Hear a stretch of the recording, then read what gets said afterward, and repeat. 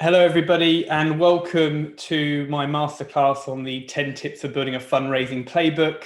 My name is Anthony William Katz. A little bit of background on me for why I'm relevant to speak to you about this subject matter. I've been in the European tech scene for about the last 7 years. Started my time off working at Oxygen Accelerator with pre-seed startups, then spent some time in corporate venturing with Pollinate, so building internal ventures within large corporates. I've spent a number of years working out of Asia with venture capital funds to help them invest into European tech companies from seed to Series A and Series B. And most recently, the last kind of 2 years, I've been the founder of Enterprise Academy, a business helping early stage entrepreneurs focus particularly on Africa, the Middle East, and India to develop their businesses, and working with government institutions, help them develop those local ecosystems. And over the last year or so, I've been working with Google for Startups as their investor in residence in the UK, where we've been building out training and support programs for entrepreneurs who are looking to fundraise, and working with the European investor scene to help them engage with the portfolio companies we have. So a real broad range of experience I have, and I'm basically, the next 20 minutes or so is talking through some top tips I've learned from working with some fantastic founders and also some incredible investors, and kind of put that together in what I think formulates a playbook for your investment. So the journey as a founder is a bit of a crazy one. I love this image because it kind of, in an almost pessimistic way, describes the journey you take. It's a bit of a rocky road. It can be stormy and weathery. And within that, if you kind of translate that to the funding cycle, which is this image here, it really encapsulates the kind of journey you'll go through as a founder, particularly that if you are fundraising, starting off at that kind of early stage funding right through to the growth capital and IPO or exit beyond that. And you might be an early stage founder who's got an idea right now, or you might be a founder already well experienced and maybe a seasoned pro in fundraising. But hopefully what this session will do, whether it gives you a framework over the top tips, or maybe one or two things are relevant to you, you'll definitely be able to take something away from this session. So what we're trying to do is encapsulate the idea of this playbook. We're not here deep diving on any one particular subject matter within fundraising, but what we're trying to do is set out a framework that can help you approach this. But the reality is, whether you're raising your first round, your second or third round, the playbook you create should be something you can use every single round, and you simply build upon that from pre-seed to C plus, Series A and beyond. And the tools we have here are those that we think are the most relevant across all stages. So again, let's say, even if you're an idea stage, this might be a really good starting point for you. But if you're actually later down the road, there might be some really good things to help you tweak your process, make it a more efficient and effectively a better process for fundraising. So within fundraising, I think there are three key things we have to consider. It's investment readiness, investor relations, and industry influence. And these three pillars should make up how you approach fundraising and this fundraising playbook. So investment readiness: does our business have all the components it needs to go out and raise a round? Whether it's at the right stage for fundraising, we've got all the materials we need to present to investors.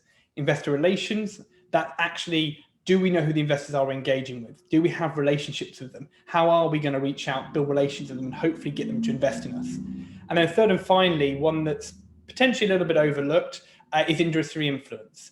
So this is basically, how do we make sure that we are front and center when investors come for looking for opportunities in your industry? What are we doing to be at the center of stage, to be a key influencer, a thought leader that's going to draw attention to us and make us a better investment proposition? So when you combine these, you kind of almost have the overlaps between investment readiness, investor relations. This is where you're engaging with those investors. Between investor relations and industry influence, this is where you're signposting investors and creating that credibility around you and your business. And then between investment readiness and industry influence, informing your investment proposition. So showing your knowledge of the industry versus your business and how that comes together. And I think if you combine those, you can create a really good playbook for executing on an investment. So within the next 20 minutes or so, we're going to cover 10 tips. Going to go through them really quickly on investment readiness, investor relations, industry influence, and then I'll reflect on the key takeaways. One thing I will say is throughout this presentation, I actually have a series of resources that I'd love to signpost you to. I will mention them in there. There will be some links in the slides, but don't worry, at the end of the session, I'll have a link that will send you to a folder which has all the free links and resources that I mentioned this. So don't feel like you need to write these down or anything like that. There will be a link at the end that I'll reference you to that you can write down. So getting started, we'll go straight into investment readiness, where we have 5 of our tips.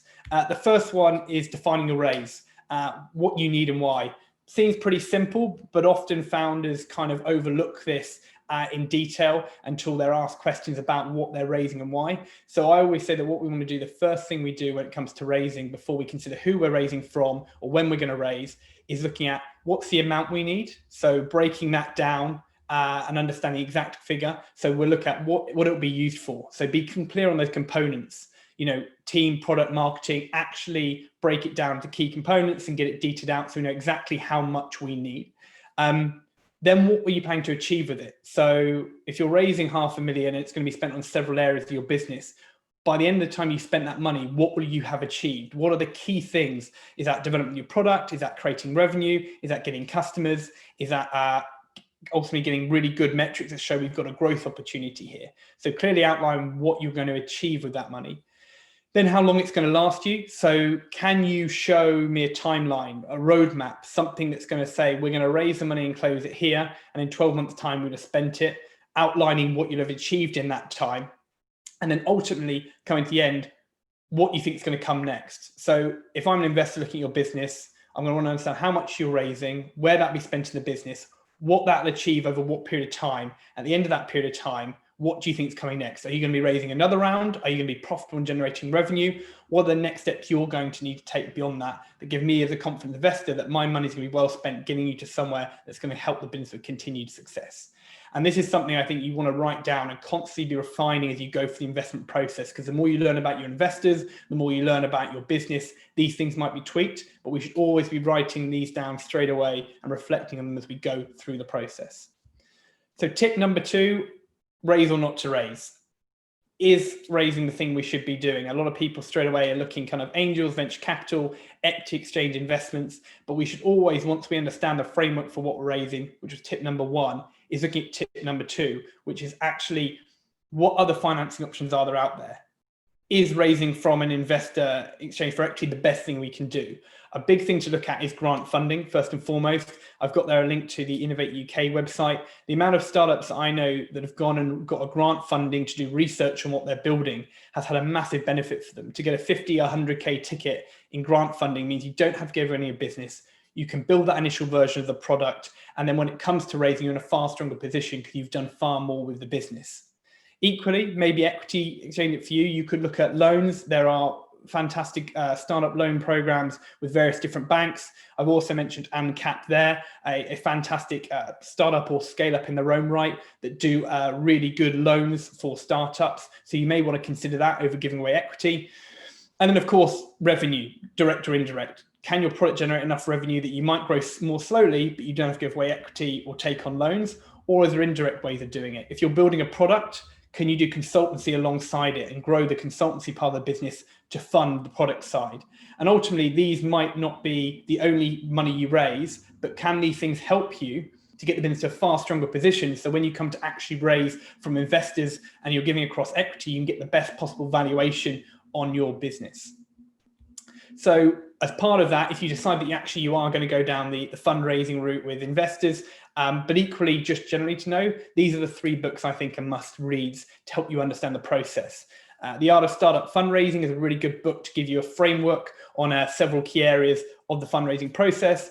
Venture Deals, it will help you learn and understand all the jargon on fundraising. And then finally, Secrets of Sand Hill Road is a really good book to understand the perspective of an investor, what they're doing, the struggles and challenges they have. But that empathy piece about understanding their journey might help you better align with investors that you want to engage with. So tip number 3, preparing your business data room. So if you're a really early stage founder, this might not seem as relevant right now for you. It's thinking, do I really need a data room? I've got, an MVP, or I've got an early idea for a product and I want to engage a couple investors, maybe friends or family. And that might be the case that actually a data room and having lots of literature and information ready might be more relevant for later stage rounds.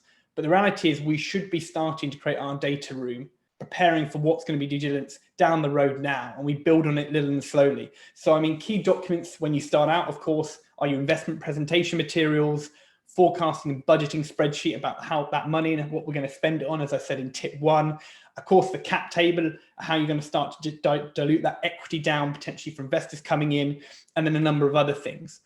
But what we want to be doing is from day one, essentially I'm saying here is we want to have a really clean, tight process for recording, tracking, and collecting all the core data we need, something that we can build upon as we go forward. So even if you are raising 50K from friends and family, think about getting your data room, your due diligence process in place, and we can build upon it gradually. The reality is 47% of deals fail at the due diligence stage. And that's ultimately usually because startups don't have the right data in the right place. It's confusing for investors to find, or ultimately you've taken too long to build out your processes within the business to collect that data. So when we say process in the business, we're not just talking around the key data around metrics or how much we're going to spend on investment, but also investors want to understand, have you built operational processes? Have you built those business playbooks within your business that help your business to go from an early stage business into a scaling business? So think about your due diligence data room, not just about the data that shows you an investable opportunity, but actually the data that shows you're a scalable business as well.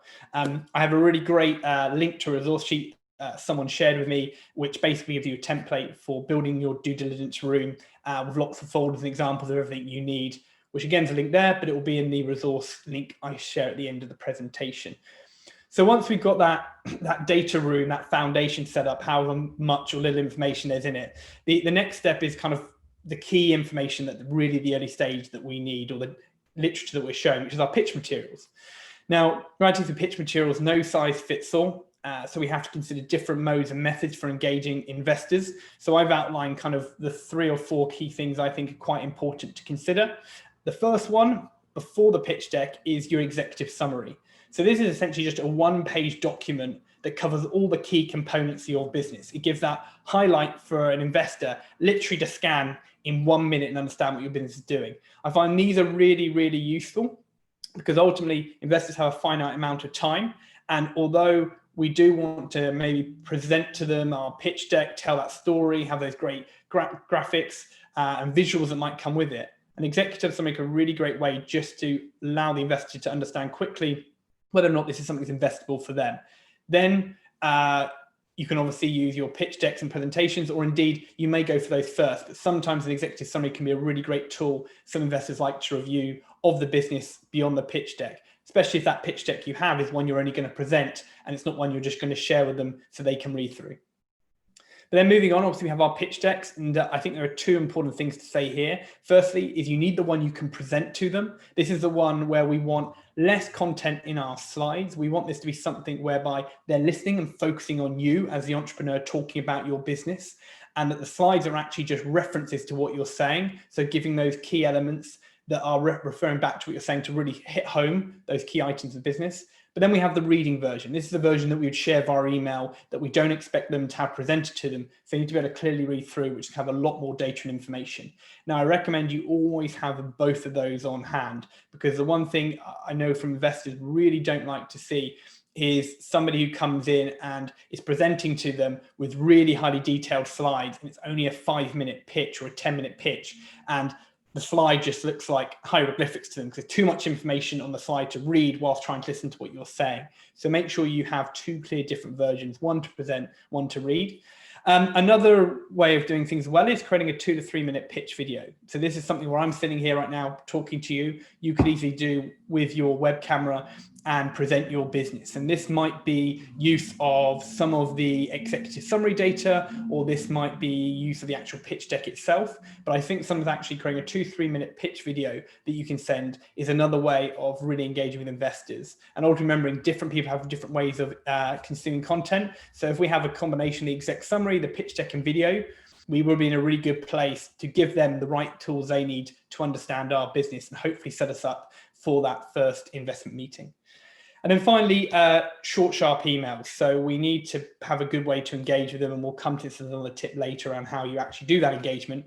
But short, sharp email, I always say, based on my experience at Google, something I learned was have your 1, 3, and 5 sentence introduction. So 1 sentence describing your business, 3 sentences a little bit more deep describing your business, and 5 sentences making up that paragraph. Have each one of those ready so you know you can drop those into, whether it's a LinkedIn message or an email or even a WhatsApp message to somebody, the right appropriate amount of information they need.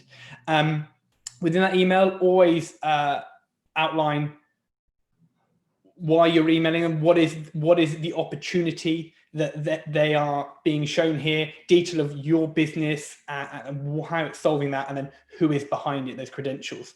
I've shared a really good blog post outlines how you can break down those intro emails. Again, that will be in the resource sheet we'll share at the end.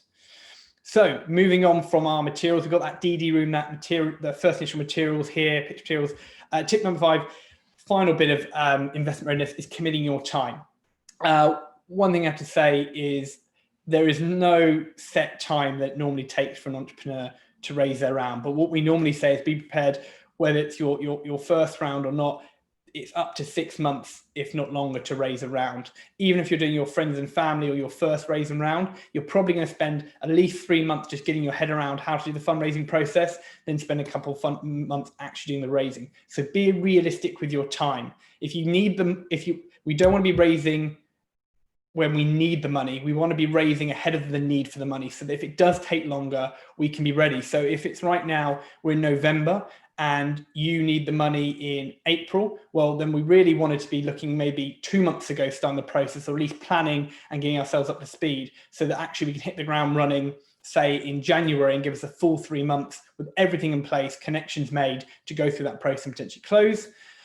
Within your business, if you're a founder on your own, then this might not be as relevant, but if you're a small team or a growing team, have a point person, so someone who will own this process. The reality is this can be all time consuming of somebody, so make sure you have somebody who's well placed in the business to take control of that process and run it fully themselves.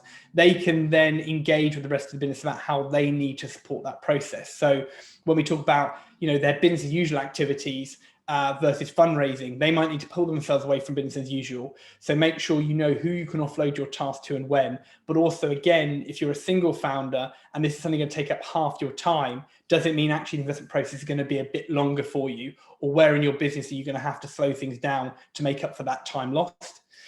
And then finally, clear support functions. Again, a single founder or team, try and have people who can support you in developing investment materials, working on that process, engaging investors. So within your team, who are the key people you're going to for different elements of the business for the information you need for investment?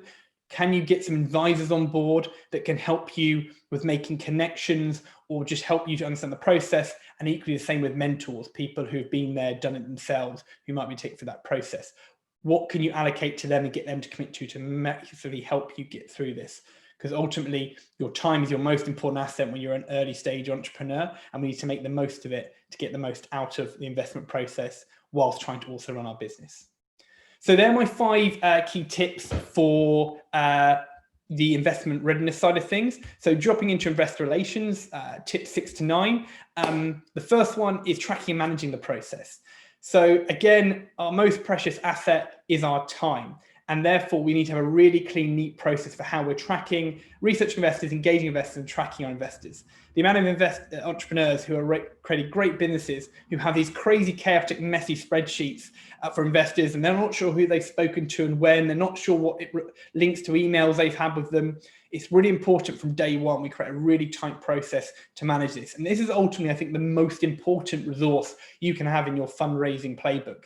And see here, I've got 2 things. I've got Google Sheets and Airtable. So Airtable do a really good template for how you can manage the investment relationship management process, how you can upload all those data information on the investors and track your engagement.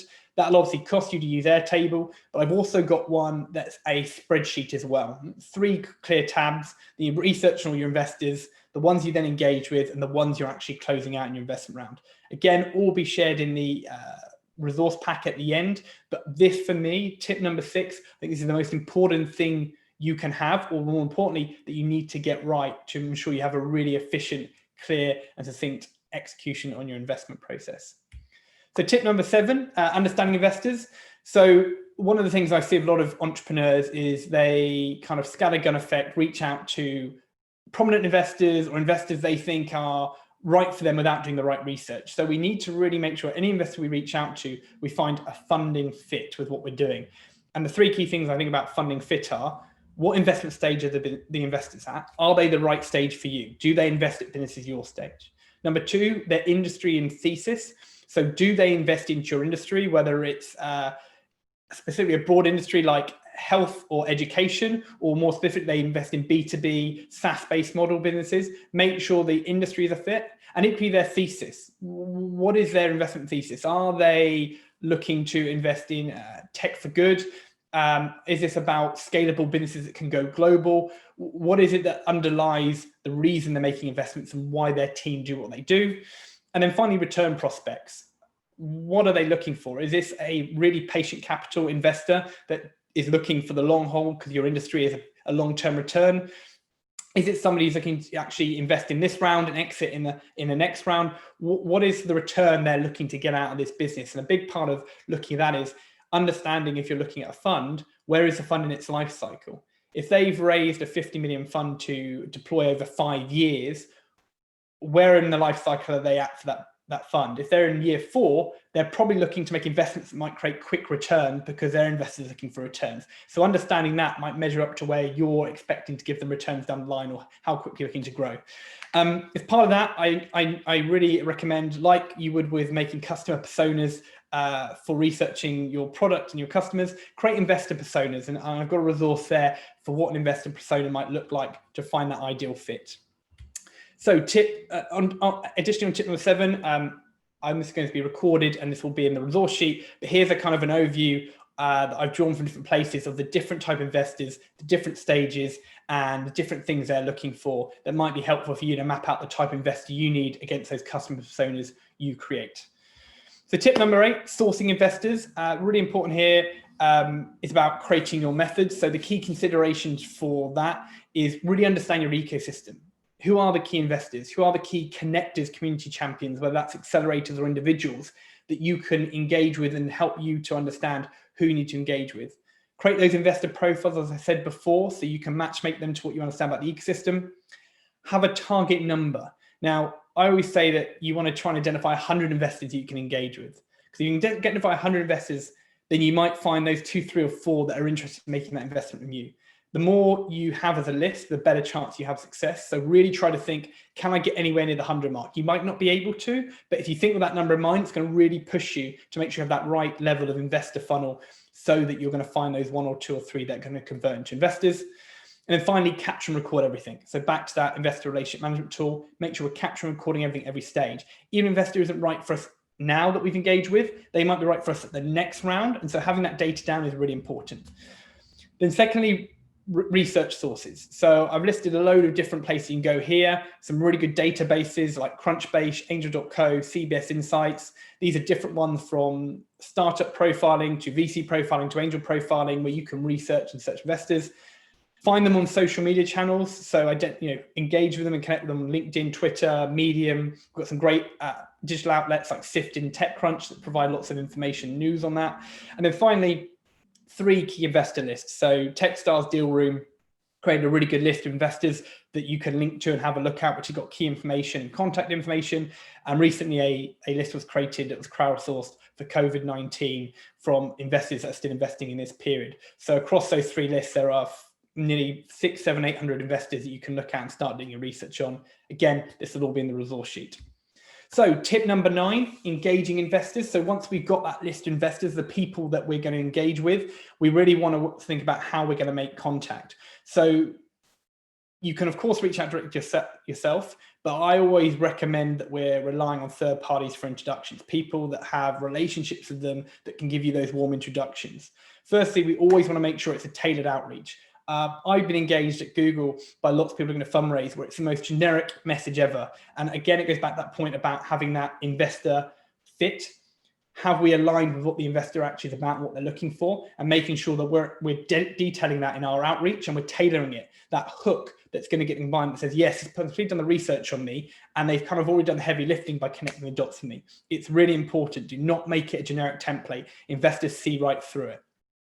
Again, relying on those third-party introductions will be really important. So one of the things I always say is keep that initial outreach email short and sharp. Investors don't have all the time in the world to read long, thick emails and lots of documents. So that template for how you can reach out to entrepreneurs that I mentioned, that blog post, which we shared, is really good to look at. And also be creative, find alternative routes to engage with them if you can't get connection. Look at Twitter, follow them there, follow their Medium or LinkedIn, see things that they've been reading about or writing on and comment on that and slowly build that kind of soft relationship with them. So that when you do reach out to them, they actually might be familiar with you. You seem recognizable because you've engaged with them. So then going on to getting connected. This is the really, really important part about engaging investors. Of course, you can reach out to them cold, but getting referred in is so important. So the first thing I do is, if you find someone that's connected to an investor, make sure it's a strong connection. Make sure they have a good relationship with them. There's no point in getting someone to reach out who kind of knows them because they've got a mutual connection on LinkedIn, because it might not be a valuable way, or they might not have the credibility themselves. Make it clear to why it's mutually beneficial. So when you speak to that person connection, tell them clearly why this is beneficial to that investor to speak to you as the entrepreneur as well as for yourself, because ultimately, if someone's making a connection, they're going to want to make a good connection that puts in good stead with their connection they're putting you into. Do all the heavy lifting for the connector. So prepare them of what they need. Create those template draft emails. Create them all the content. So literally they're copying and pasting it and maybe tailoring the email ever so slightly. Don't make them do any of the work because they're ultimately doing you the favor. Make it easy for them. Don't let them down and be grateful. So make sure if you do get connection, you follow up straight away. You're doing all the things you should be doing so that actually you make that person who's connected you proud, and be grateful for it and show gratitude for it, especially if they decline. If somebody says they're not willing to make a connection for you, that shouldn't be seen as an insult. Maybe they've already made lots of connections to that person, or maybe they don't think it's a fit because they know them better. So if someone does decline, ask why, but appreciate it and don't get angry, because you have no right to be. No one has to make an introduction for you.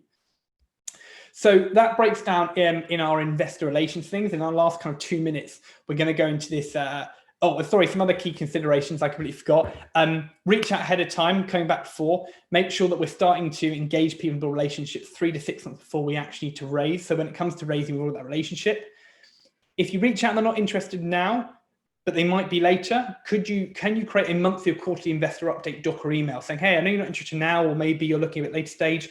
Can I keep you informed and add you to our investor update newsletter? And so that means then if you do reach out to me in the future, they've maybe following that email, or it's created all that data in an email thread or an update in every way you're sharing it. That means actually they've got a bit of information on you, they remember you, or actually that almost like doing the due diligence. They followed you from where you were to where you are now and seen what you've achieved. Every no can be an opportunity if you play it right. So it's an opportunity to learn, get feedback, or get connected to somebody else. So make sure when you do engage investors, we try to always get a snippet out of them around your business, or ask them feedback, or ask them insights, or hey, who should I be following? Any snippet you can get from investors is going to be valuable, even if they say no to investing in you. But also move on quickly. If you don't think they're interested in you, and it's quite hard to sometimes determine this, don't waste time following up with them, okay? Just make sure that you clearly qualify quickly who's relevant. So industry influence, the one key thing here is thought leadership. So one of the things I say you should be doing is, anybody out there who wants to engage investors, create a blog post, start writing about content in your industry. Amazingly, also to do is write a white paper, create a research piece, and use that as an excuse to reach out to invest in industry leads and say, hey, I'm writing this research piece on our industry because I'm running this business. Love to get your insights and feedback. Equally, doing roundtables or events where you can invite the people you want to engage with along, and it shows you're a connector in that space. And right now we're in a virtual world, so it's easy to set up a Zoom call to do a roundtable on a subject matter. But if we can create these things where we bring really talented people together as the connector, and we can have a presence there, that thought leadership can be a really great way to build our credibility, but also to engage investors. And then finally, I've got one bonus piece for you. It's my 11th one, my +1. Shared experience. Fellow founders are the most important asset you can have when you go through the fundraising process. Look at those who are doing it.